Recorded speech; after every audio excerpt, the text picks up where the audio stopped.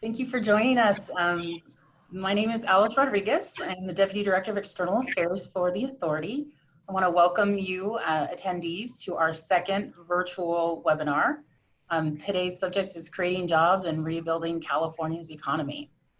You'll be hearing from a varied panel of labor experts from state leadership, local building trades council leadership, and from one of our design builders. In a minute, I'm going to be turning things over to Tony Tinoco, who heads up media and stakeholder relations for the Authority in the Central Valley. And she's going to be introducing our panelists, moderating today's discussion, and leading a Q&A at the end.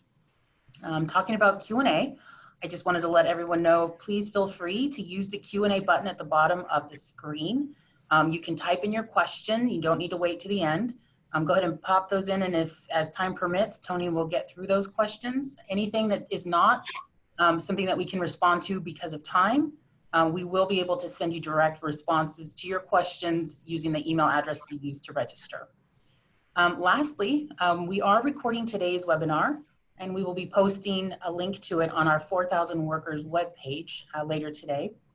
So you'll be able to get that link from our homepage at hsr.ca.gov.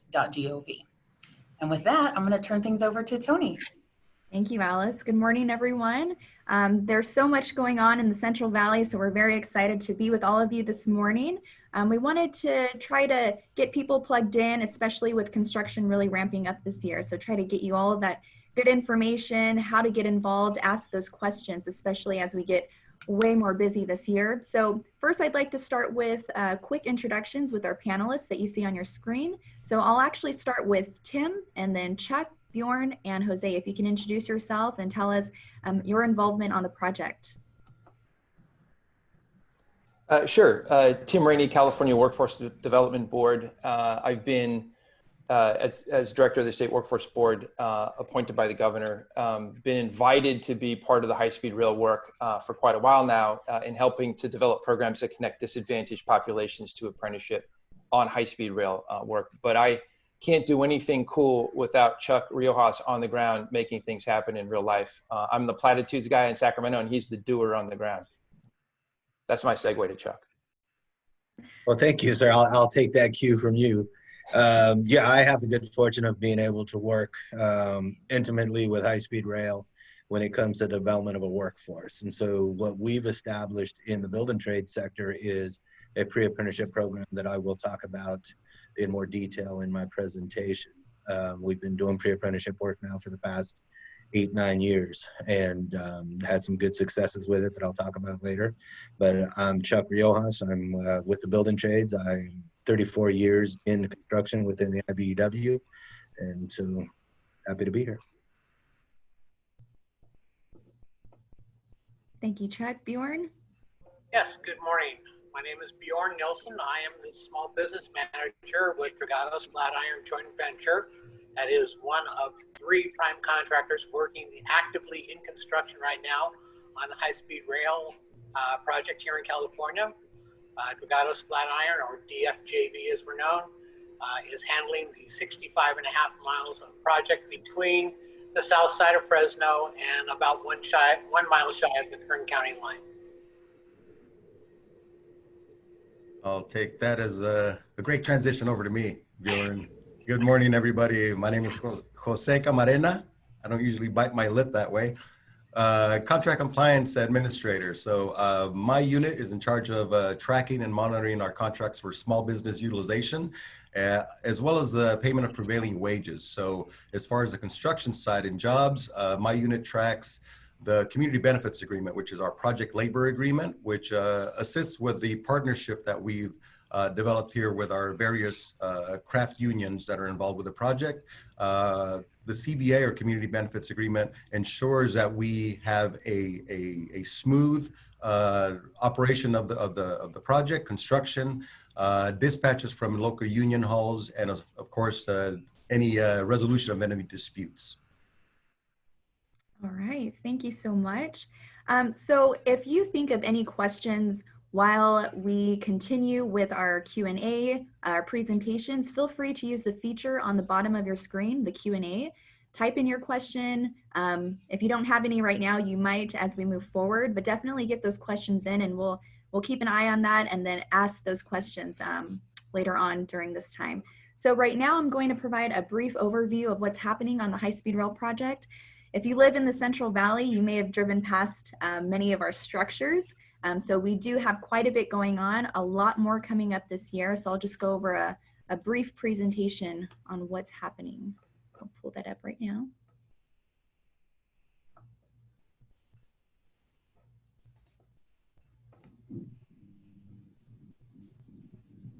All right, thank you.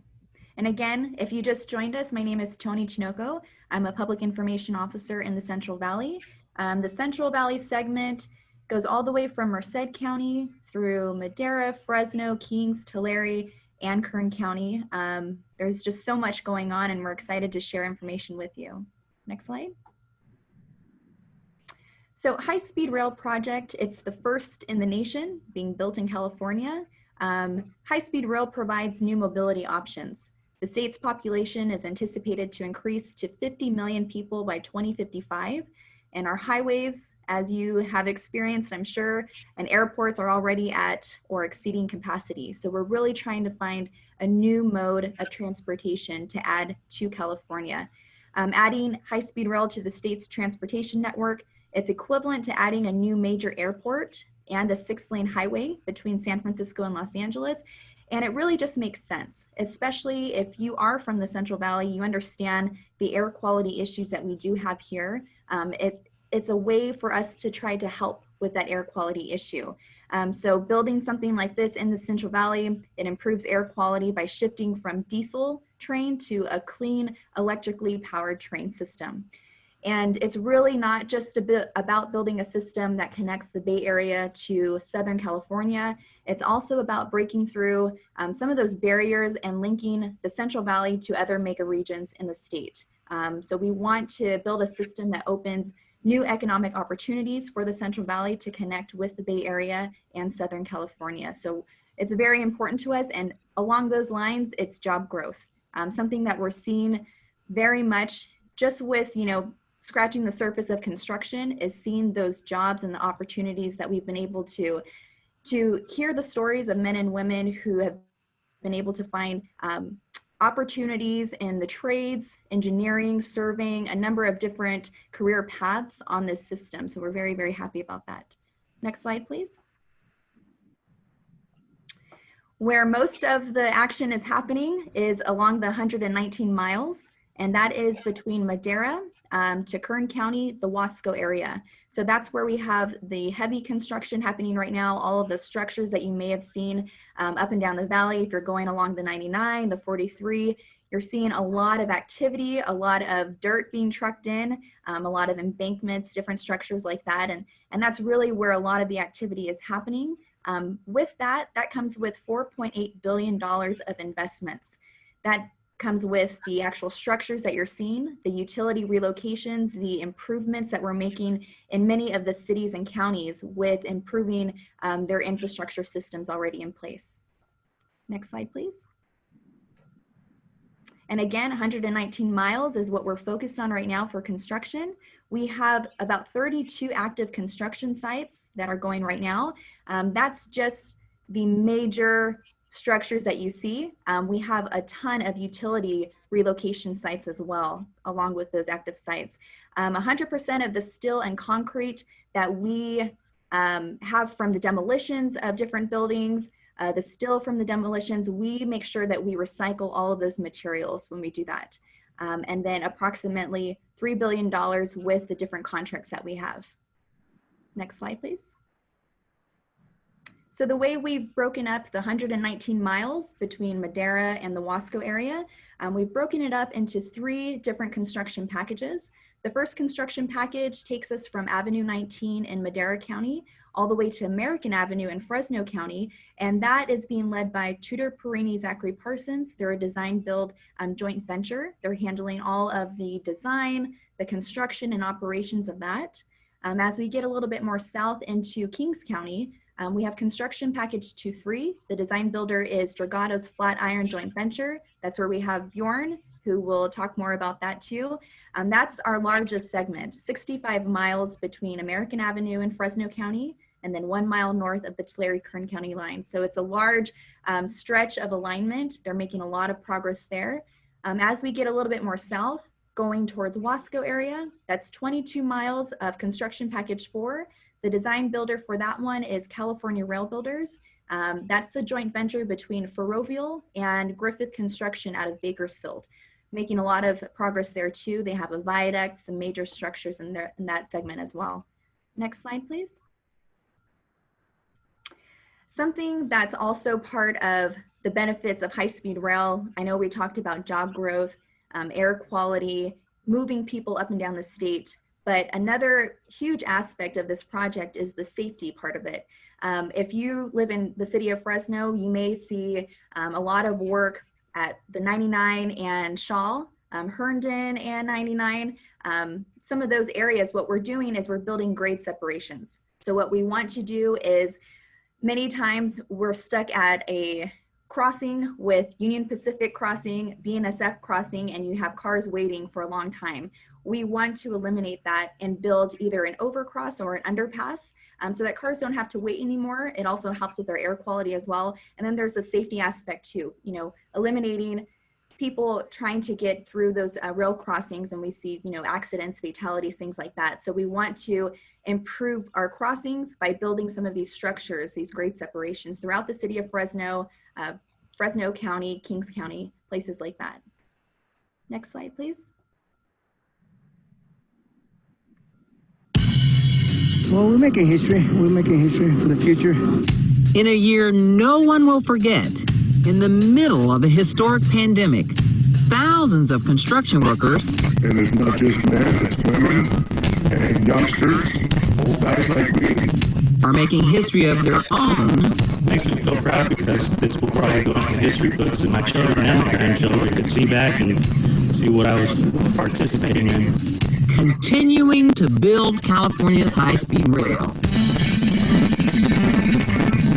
Despite the worldwide COVID-19 pandemic, despite a quarantine slowdown that's affected all of us, California's high-speed rail program continues to move forward. we're providing stability for families, stable work, stable paycheck, stable fame. 32 active construction sites dot the 119 miles of construction from north of Madera to south of Corcoran. To complete that work, more than 4,000 construction jobs have been created, with around 1,000 workers being dispatched to the job sites each week. We have, over the course of the last year, increased the number of workers out on our construction sites by fourfold. And of those workers, 73% call the Central Valley home. Close to home, for sure. I'm 30 minutes from home as opposed to 5-6 hours from home.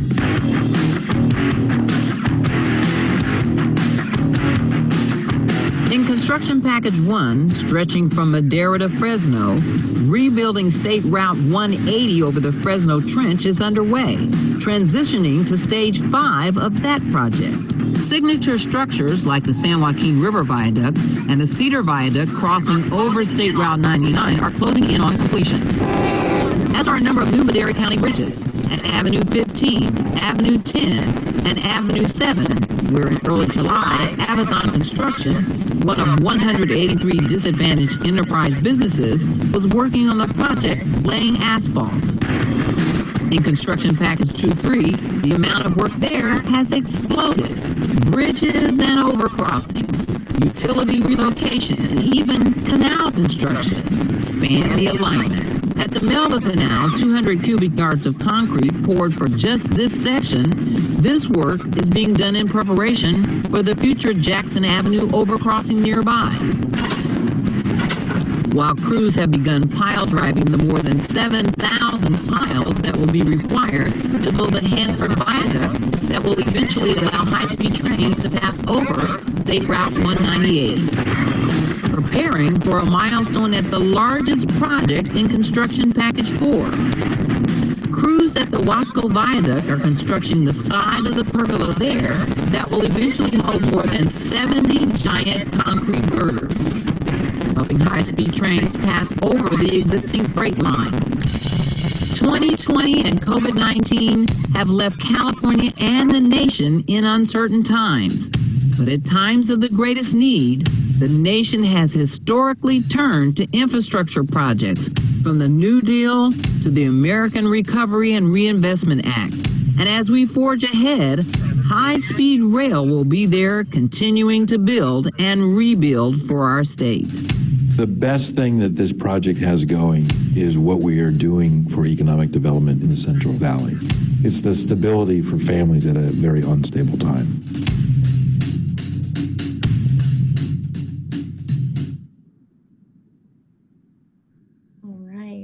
And that video we'll be posting on our website. We'll make that link available to you all. But I would encourage you to visit our website, hsr.ca.gov. There's a lot of really great information. If you want to take a look at more construction, what's happening there, we have another website, buildhsr.com, and we'll provide that as well. If we can get to the next slide, please. So if you heard on the video, more than 73% of the jobs created have gone to residents living within the Central Valley, and that's pretty incredible with the amount of people that we're employing. So this is just a breakdown of how many, as of May, have reported living in the Central Valley. You have 62 from Merced County, over 200 from Madera, almost 2,000 from Fresno County. You have over 100 in Kings County, nearly 400 in Tulare County, and then 500 in Kern County. So it's really neat to hear all of the stories of people who were born and raised in the Central Valley, maybe moved here, but they're able to get to a work site, a job that's close by, that they can make that 20-minute commute instead of the 5 or 6 hours that they would normally have to make to get to their job. So it's really incredible to bring something like this to the Central Valley that's close to people who live here already. Next slide, please. So we've talked a lot about the jobs that are happening right now during construction, but something to also point out when we are up and running, ready for ridership, when we have the segments running, within Merced to Fresno to Bakersfield, is there's going to be a lot of opportunity, employment opportunity, once we're up and running. So you have people who are operation planners, station managers, dispatchers as well in our comm center that we'll have when we're actually up and running. So a lot of job opportunities during that time. It's not just construction, but we are going to be looking for individuals to actually help with those operations when that time comes. Next slide, please. If you're on social media, we're on social media too. We try to put out these stories, great pictures of what's happening on our Facebook, Instagram, Twitter. We also have a YouTube channel as well. A lot of really great animations on that YouTube channel that you can see what those structures will look like during final build out. It's really neat to see how they all come to play in different stages. So I'd encourage you to check that out too.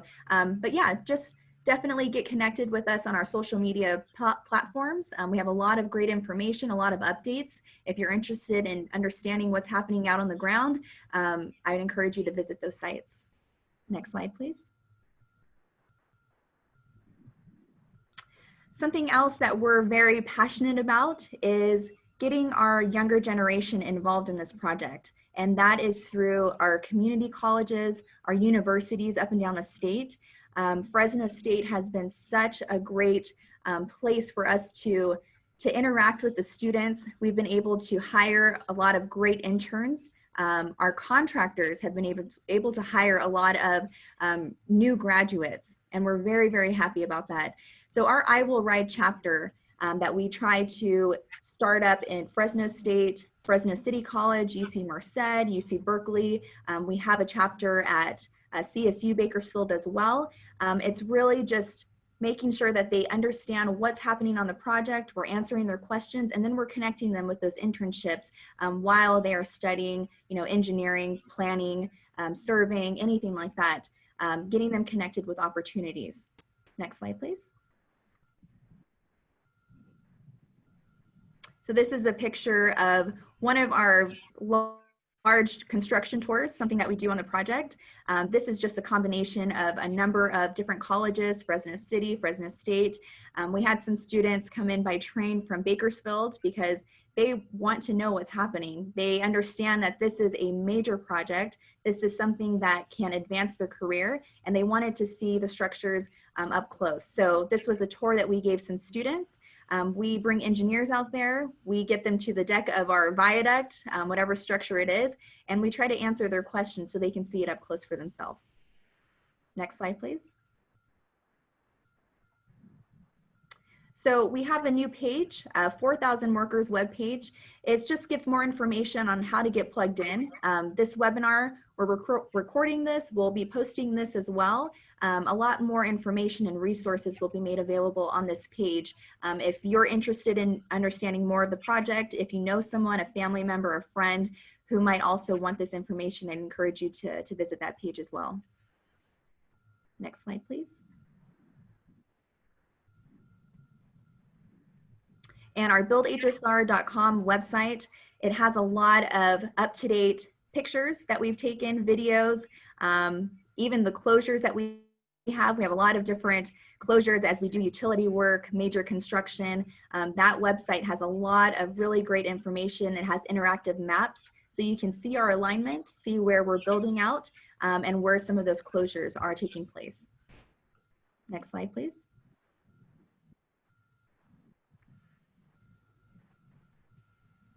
Okay, so what I'd like to do right now is turn it over to our panelists. We'll start with Tim Rainey. He's going to give us some more information on the statewide perspective, what's happening with the building trades, and how to get plugged in. And I'd like to remind you, if you have any questions, feel free to use the bottom feature, the Q&A. Type in your questions. If you have them now, if you want to wait until later, we'll get to those questions. All right, Tim, go ahead.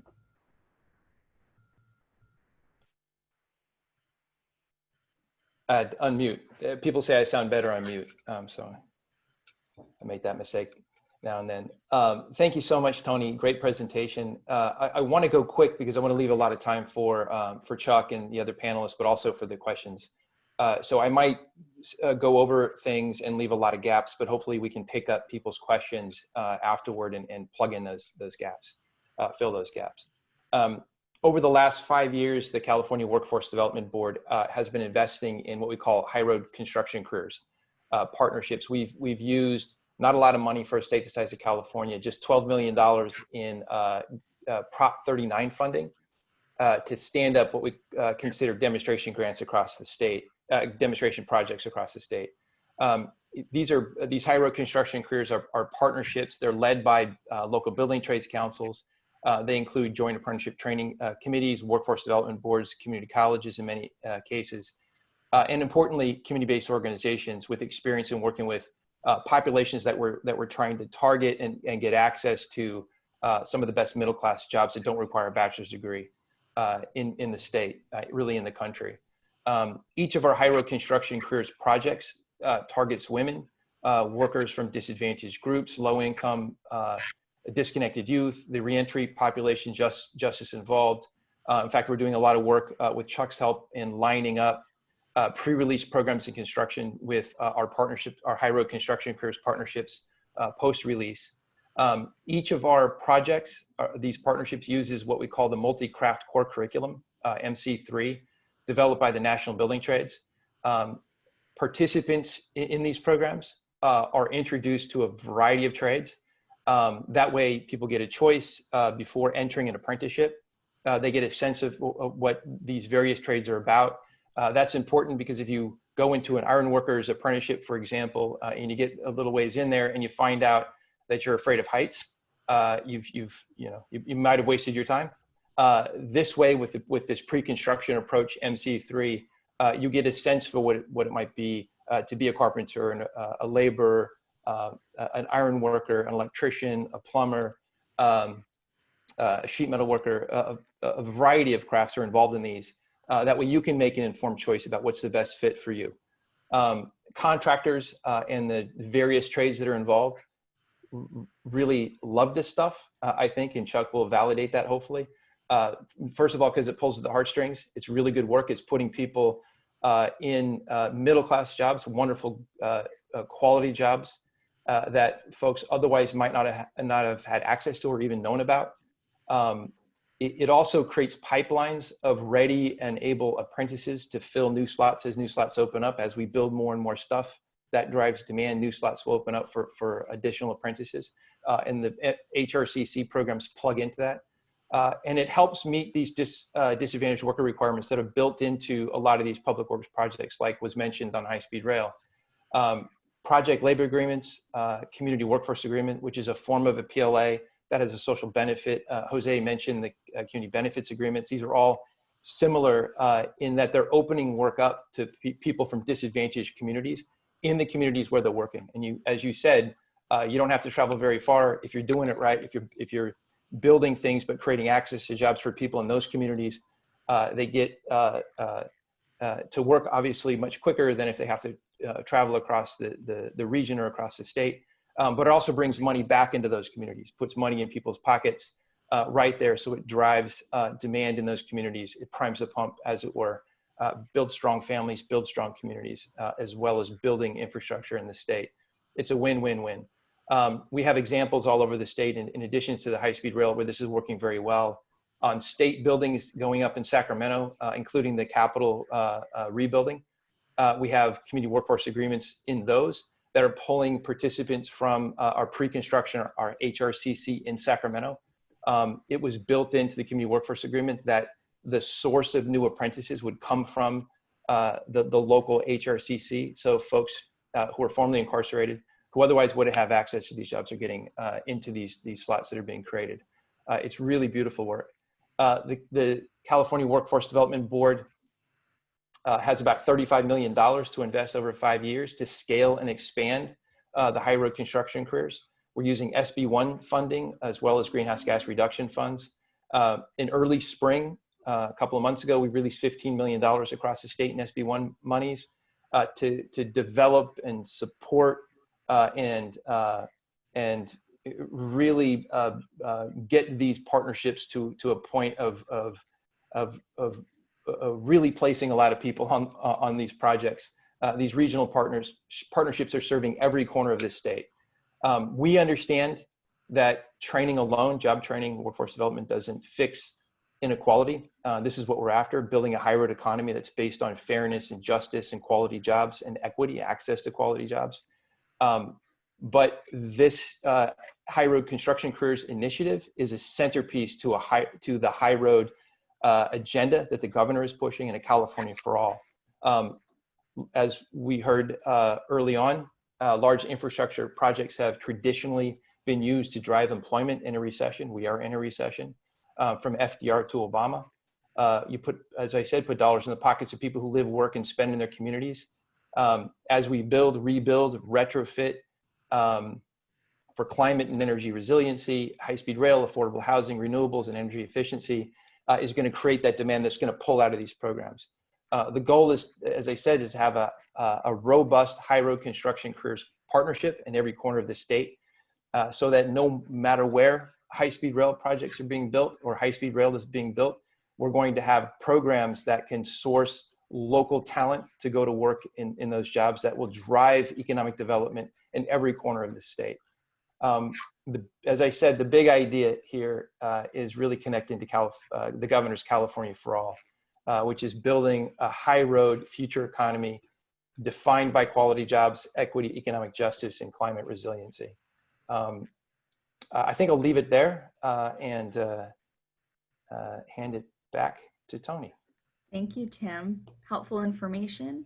Chuck, we'll hand it over to you next. Yes, thank you.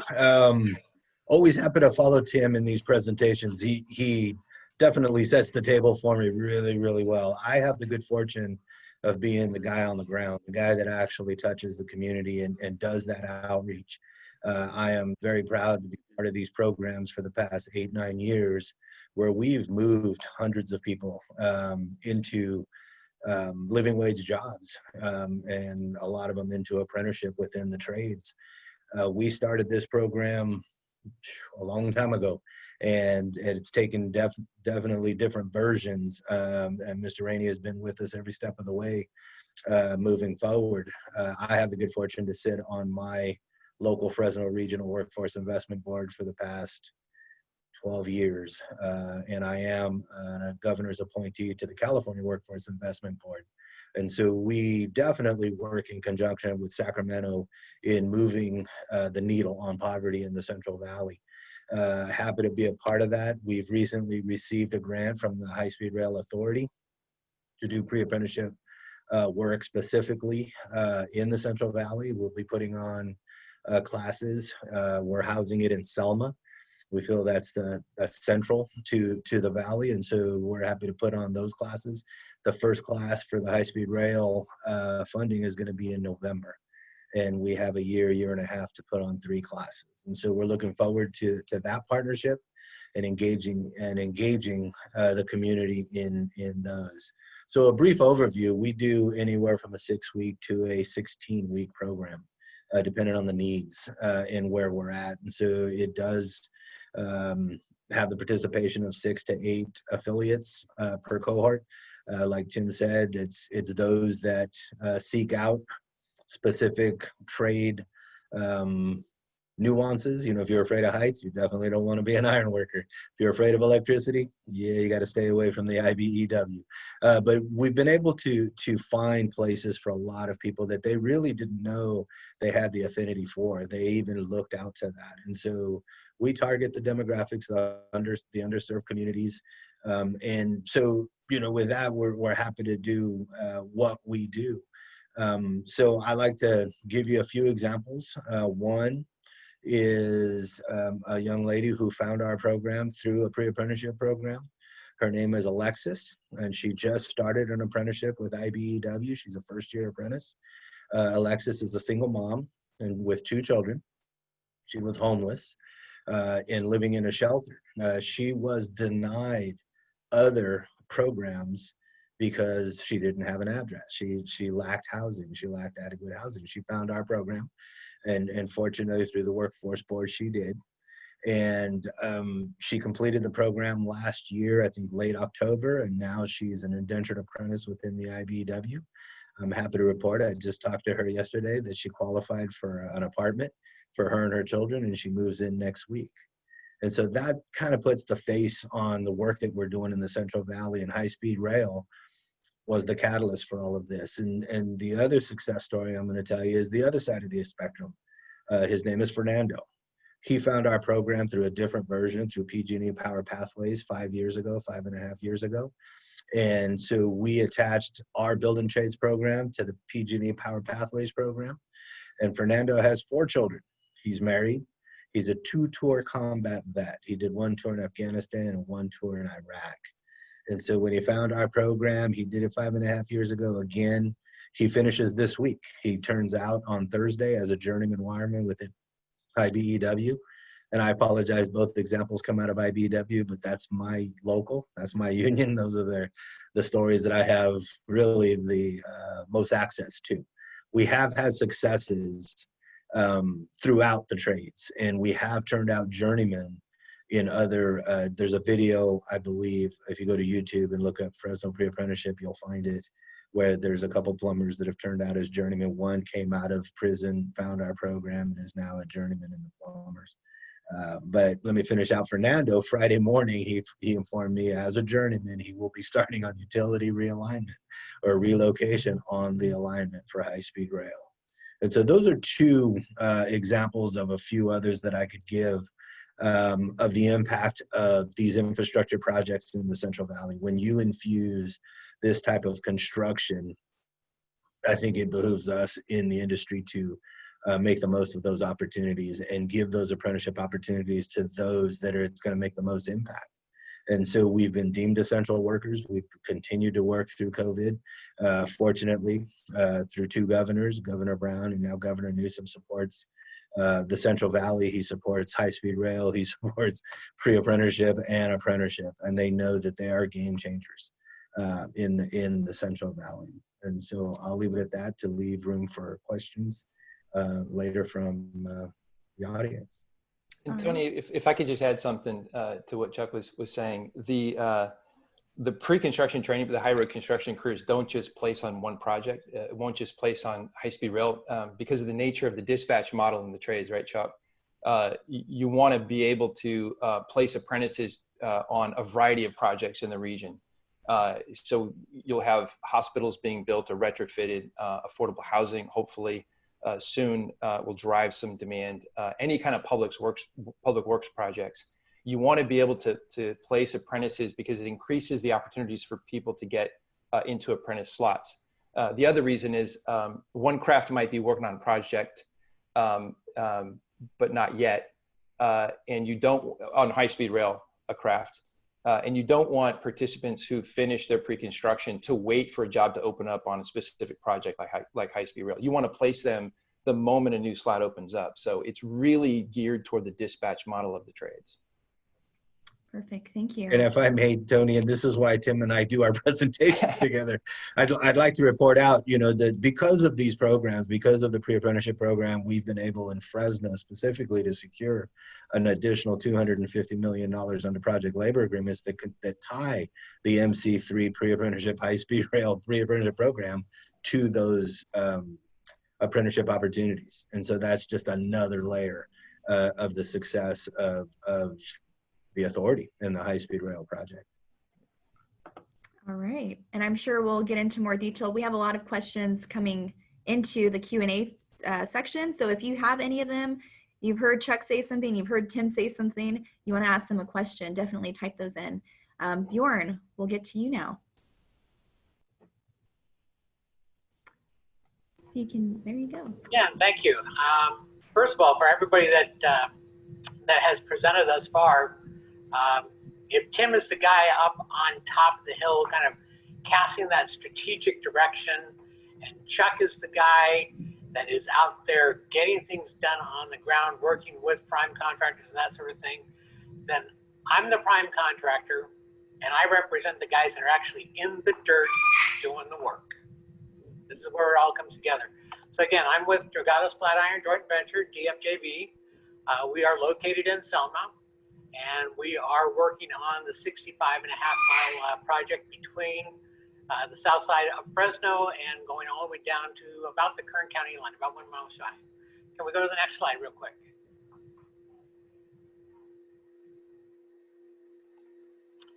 Again, this is who we are.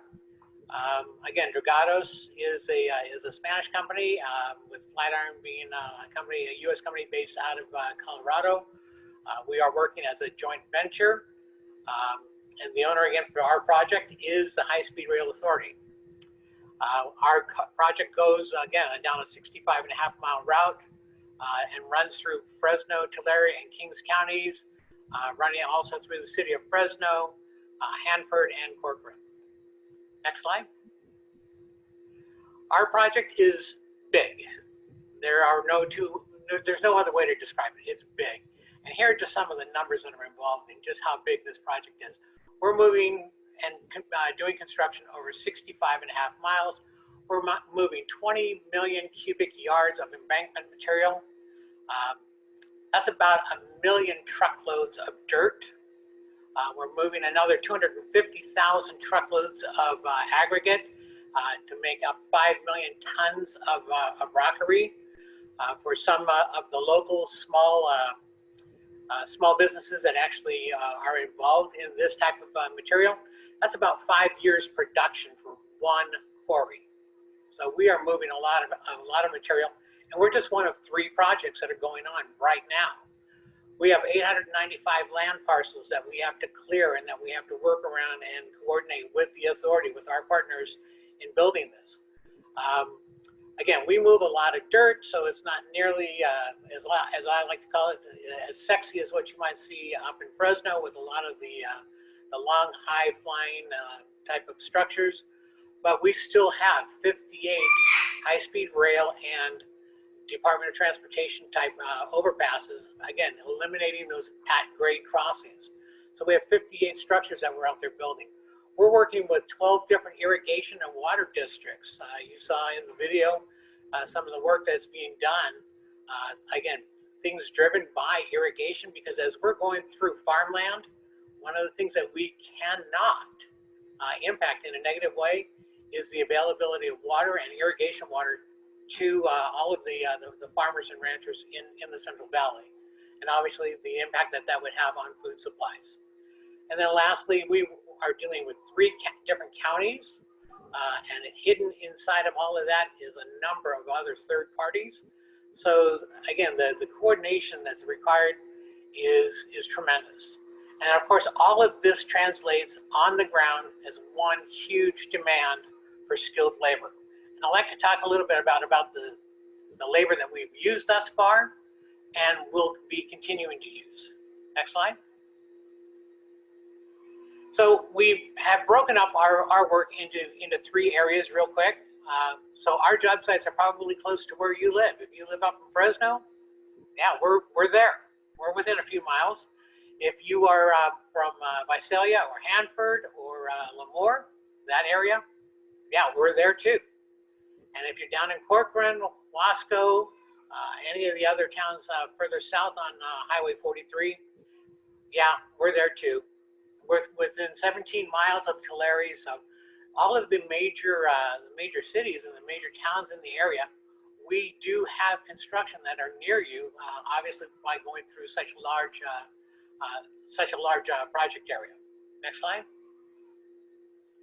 So to move 20 million cubic yards of embankment material and 5 million tons of rock, we need truckers and machine operators. This is the type of work that really makes up the bulk of what we're doing. We have truckers from all over the state that have been involved, and we will continue to need more people in trucking, and along with machine operators, all kinds of machine operators out there, whether it be bulldozers, scrapers, excavators, water trucks, what have you. These are the types. These are just some of the types of work that we have done in the past, and we are continuing to do, and will do so going into later this year, where we have another 16 job sites that we will be opening up as the year goes on. When the video talked about Section 2.3, our CP 2.3 exploding activity, we have literally done that. And by breaking things up into those 3 sectors, we are going to have at least another 16 job sites active this year. Next slide, please. Again, when you build as many DOT and HSR structures that we're going to build, it's going to require skilled laborers, people doing work in concrete that can do bridge deck work for joint seals and that type of thing. MSE walls, we have rebar work, and with that rebar work, there's welding involved in all of this. There's some electrical that's actually involved, and of course, people doing CIDH and driven pile, both concrete in drilled hole and driven pile work. Next slide. Then we're working with the cities, each of the cities and those third parties I talked about. They each have a requirement for infrastructure support, and that support requires some specific skills. So we need to be able to work with folks that can provide telecom relocations, road repair and paving, traffic control, lane striping, water line replacement. We have a large job coming up in the city of Corcoran where we are replacing a big part of the city's main water line. And of course, all those irrigation upgrades that we talked about. So again, these are the types of jobs that we have had available. We are continuing to look for people to work on that. And I want to talk about just how you go about getting connected with us to be able to get out and do that work. Next slide. So the bottom line is you got to register with the local union representatives if you are within skilled labor and craft labor. Work with our guys, work with Chuck and everybody that he represents. Get involved with them, get your names out there with them so that you can be dispatched to the job. Follow all of us, high-speed rail from Sacramento all the way down to individual contractors.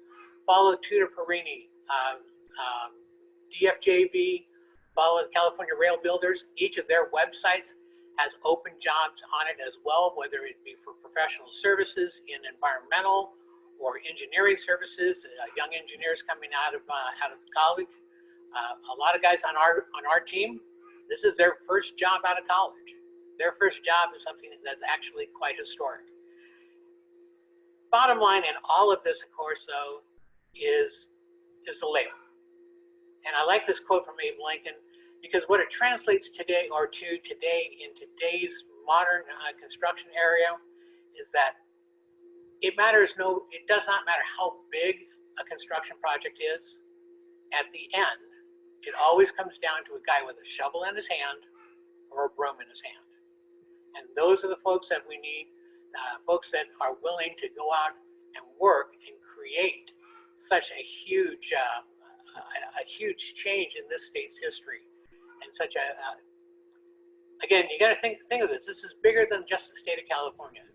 This is a footprint that's going to be set. It's going to be block number one. It's going to be set for something that will eventually cover our entire country. So again, get out there, get involved with the unions, follow the prime contractors, watch and see who the prime contractors are bringing on board to do work out in the field. Follow those companies. There are a lot of companies out there that are continuing to hire because of the demands that we're putting on them to be able to actually construct this thing. So thank you very much. Appreciate it. Thank you, Bjorn. And all of that information is so helpful. That takes me into the first question. So we have a few of them that have been entered in. Someone asked, what are the requirements needed of entry-level workers to support this project? So Bjorn did mention contact your local union to understand some of those requirements, but I'd like to see if Tim or Chuck can kind of go over briefly what some of those entry-level requirements would be.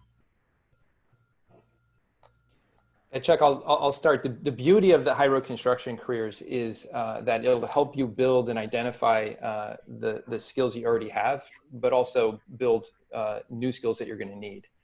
In addition to that, it provides you some exposure to a bunch of different crafts so you can make a decision about what's the best fit for you. The pre-construction training program. To know how to get access to that or connect to the high road construction careers, as Bjorn was saying, you do want to reach out to your local building trades council. You want to reach out to Chuck for the Central Valley and his colleagues in the Central Valley to find out how to connect in. Who runs the pre-construction training programs is different in different parts of the state. Sometimes it's workforce boards, sometimes colleges do, oftentimes community-based organizations run the MC3 programs. But in every case, the building trades councils are very directly connected. And that's important for us because that's the mechanism to get people attached to where the jobs are.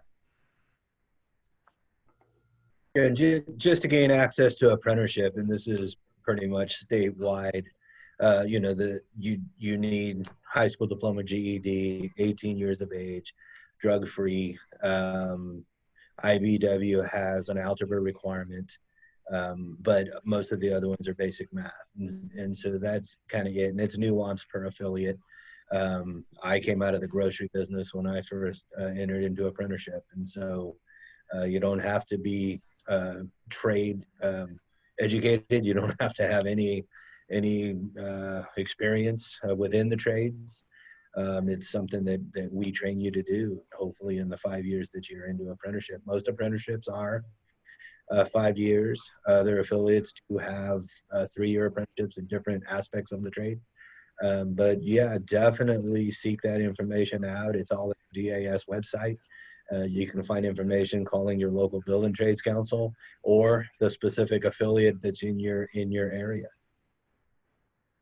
Okay, and you mentioned there were math requirements for your apprenticeship. We also have the pre-apprenticeship programs that will kind of help people along that process as well. Yes, it's a strong math component to the pre-apprenticeship program. 5 days of construction math. Math is essential in all the trades. It's going to be every day. You wear a tape measure on your hip. Every day you're doing math every single day in the trades.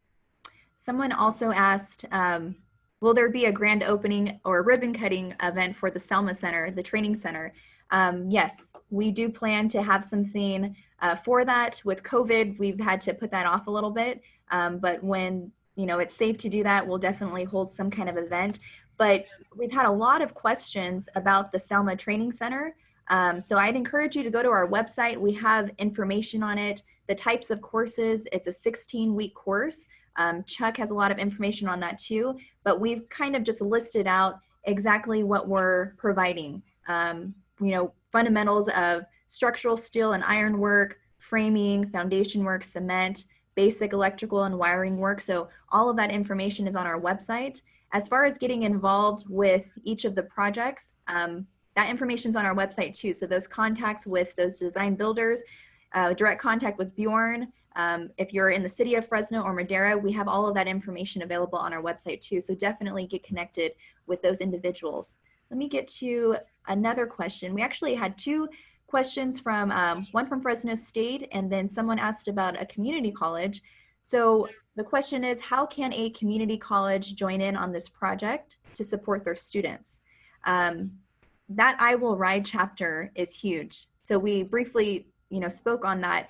Trying to get those chapters up and going in your college community so that we can start bringing some of our engineers to speak. A lot of our engineers are Fresno State graduates, UC Merced, UC Berkeley, getting them into those classrooms to answer questions, to help students understand the pathway into engineering, into construction, into whatever the career field is, but really helping to start those chapters. And we're very involved with the students as well. Any resources that you need, any opportunities, internships, we try to do that as well.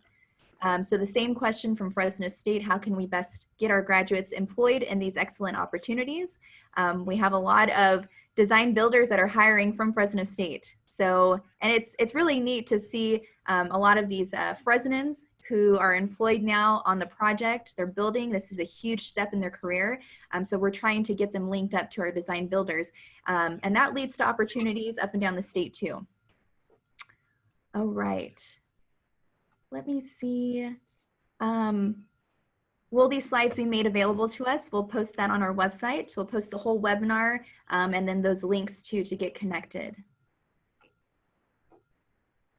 And I think a lot of people just want information on how they can get a copy of this presentation to share with others as well. Is opportunity for this project focused solely in the Central Valley at this time? I think that there's a lot of activity happening in the Central Valley. And if any of you guys want to chime in, that'd be great too. But we also have a lot going on throughout the state. So in Southern California and Northern California, we have a lot of environmental work there too. So we have a whole team working on getting those environmental documents pushed out. There's no construction yet in the north or the south, but we have to go through that environmental process first. But there's a lot of activity. We want to have the entire state of California environmentally cleared by 2022. So there's a lot of work to be done, and there's plenty of activity happening in those regions as well. I was going to add in real quick on that particular question that while much of it may seem like we are kind of focused solely on the Central Valley, the fact of the matter is that part of our overall project is, of course, that small business element. And there are a number of contractors right here in the Central Valley now. We're all competing for those same small businesses. So we are finding ourselves more and more branching and reaching out further across the state to small businesses to come work on the project. And actually, when they mobilize, they bring some of their own people with them. So the project is not as focused on the Central Valley as it might appear. You have to kind of dig down a couple of levels, but there are small companies out there. I have a pile driving company down in Los Angeles that started out doing about $400,000 worth of work for me. Their contracts have grown to in excess of $10 million, and they are hiring people and bringing them up here to do pile driving work for us. So there are opportunities elsewhere. It's just a little bit tougher, perhaps, to find them. And that's why I go back to the comment I made earlier. Follow the prime contractors, follow who we're hiring and awarding work to, and then contact those employers. Right. The next question, I think Jose Camarena can help answer. I'd like to know what efforts or opportunities are available for the inclusion of Black male and female apprentices. And if, Chuck and Tim, they'd like to chime in on that, but But as far as our community benefits agreement, targeted workers, disadvantaged workers, can you talk a little bit about that? How we're looking at different zip codes, things like that? Absolutely, thank you. And yes, as has been mentioned before, we've got various goals that we've committed to within this entire program. On the small business side, we did commit to utilizing 30% small businesses. So 30% of all the dollars that are spent on this project are required to go to small businesses. Conversely, on the job side, same thing. We did have a 30% goal for targeted workers. And now targeted workers are those that are disadvantaged socially or economically and that live within economically disadvantaged areas or zip codes. And that is the mean income of the household. So we don't necessarily have programs available for specific ethnic groups, but we are looking at socially disadvantaged groups. And again, from economically disadvantaged to socially disadvantaged. Some folks that have had criminal history, some folks that have had ongoing issues with jobs, not being able to hold a job or being able to keep a job. And more importantly, I think that the programs that Tim and Chuck have mentioned do take those considerations whenever we're trying to recruit and more importantly engage with those prospective employees, because we are looking at not only offering jobs but really careers. Lifelong careers is what we want to is the overall end result and goal is what we want, because we want people to have not just a job for the 2 or 3 years that they might be on this project, on our project, but we want them to have long-term careers. And again, Chuck and Tim can offer information on that and on how stable these careers are, and how, again, not only on this public works project, but on the many public works projects that are going on throughout the state. That's where those opportunities reside. And again, our goal is it was 30%. Right now we're running at about 70, close to 80%. Utilizing those disadvantaged workers within our program out in construction. So we're meeting those goals. We are recruiting as many folks as we can, because again, there is going to be that ongoing need for not only qualified workers, but those certified workers that come out of the union halls, and they are very well trained. And that's exactly what we're going to be looking for. Very well trained, certified, bona fide workers that are going to come out and help us. And again, while we're helping them with these long-term careers. Yeah, and just to add, Jose is right. Public works projects are going on all over the state, not just the Central Valley. And we have high road construction careers projects really modeled on what Chuck has built in Fresno that are doing the same kind of work, which is reaching into communities and creating access to these good jobs for local people with a focus on disadvantaged communities. It's really important to point out that you have to have the demand for the jobs in order to make this pipeline actually work. So the community workforce agreement, project labor agreement is crucial for allocating a certain percentage of the slots to the disadvantaged worker population or category.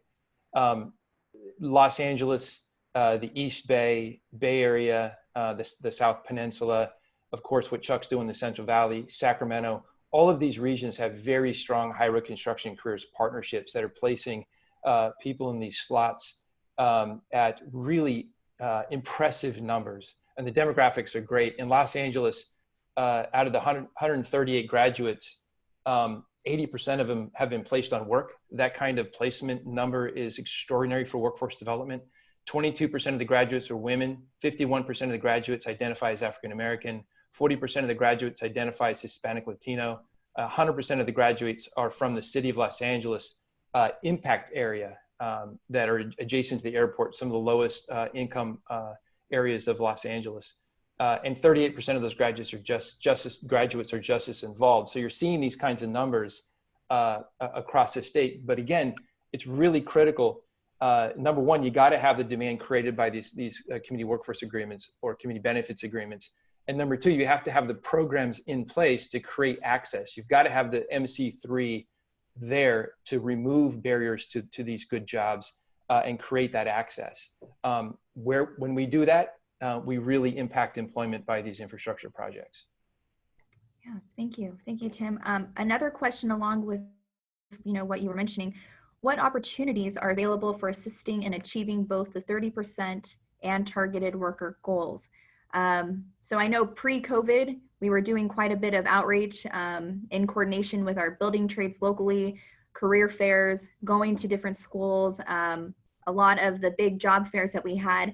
And I know for a time, Jose, we were actually visiting with a few of our prison systems, trying to get the word out, to help people understand what the requirements are to actually get involved into the project.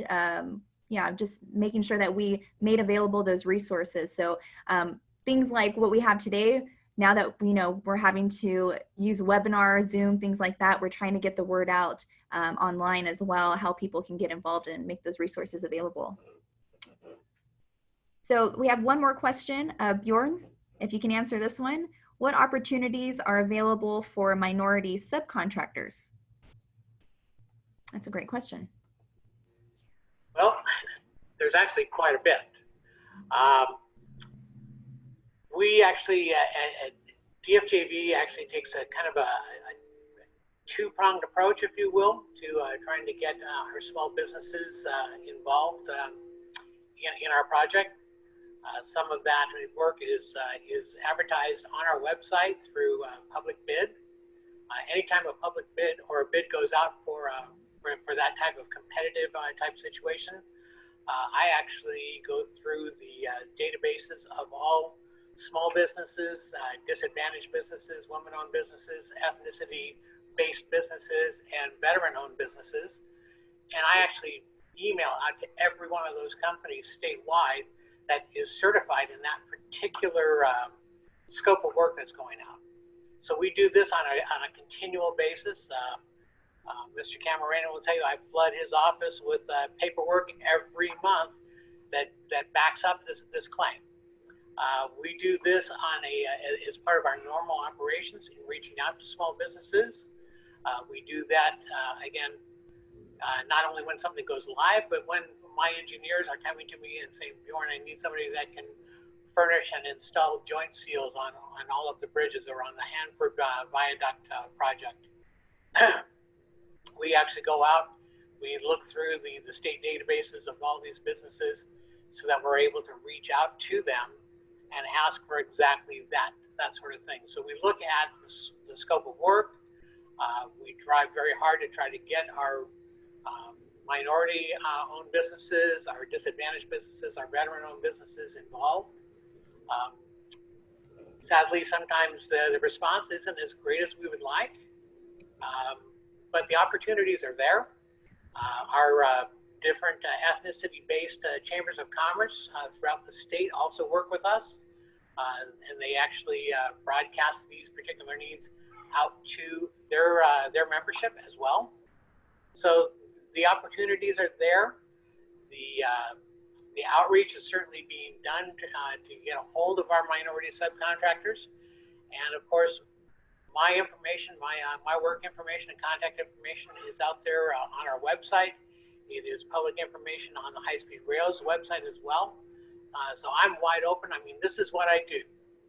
This is all that I do. I might moonlight a little bit in the jobs coordinator function for our end of the project, but this is where my focus is. My focus is on getting minority subcontractors, small businesses of all kinds involved on our project. And I can mention, like Bjorn said, not only do we have opportunities, but we've got requirements. Within our 30% goal of small business utilization, there is a 10% goal for disadvantaged business enterprises, DBEs. So specifically, minority-owned businesses is what we want to have, or what we require to have involved in this project. And even along with that, we have a 3% goal for disabled veteran business enterprises. So again, not only opportunities, but requirements that we make of each prime contractor to not only reach out to small businesses, but engage them, and specifically those disadvantaged business enterprises that that again, we want to be a part of this program and this project. On the worker side, we're targeting disadvantaged workers, and on the business side, we're targeting small businesses as well. Perfect. So we did have quite a few questions on how you can gain access to this information. Our website is the best place to do that. So I'm going to share my screen with some of those links. Let me see if I can get to it. Let's see. So hsr.ca.gov. Then you have buildhsr.com. And if you have a more specific question that you'd like to have answered, you want to maybe have a discussion on some of these things, we also have our website or our email address, info@hsr.ca.gov. So I would encourage you to please visit those websites, email us if you have questions. If you're a student that tuned in today and you want to understand what some of those opportunities are, definitely send us an email. We'll try to get you that information, those resources. And then just, to stay up to date with our project at buildhsr.com, we have a lot of really great pictures. We try to go out there and share the stories of what's happening out on the ground of the men and women working on this project. Over 4,000 of those men and women on our project, many of them from the Central Valley, something we're very proud of. So we want to continue to share those stories with all of you. I'm going to give it back to Alice Rodriguez. She's going to close up for us. I know we're past our time a little bit, but I think this was some really good information. Agreed. I was just going to say the same thing. So for those of you that stuck with us, we appreciate your time. Hope you found the information beneficial. I want to thank Tim, Chuck, Bjorn. Thank you so much for spending the time today with us and getting out that information. Jose and Tony, thank you for your work today. Again, get us through this conversation, get resources to folks. And I hope you really do take Tony's advice here at the end, going to hsr.ca.gov, buildhsr.com, or using the email address info@hsr.ca.gov, and we will answer your questions directly, and happy to do it.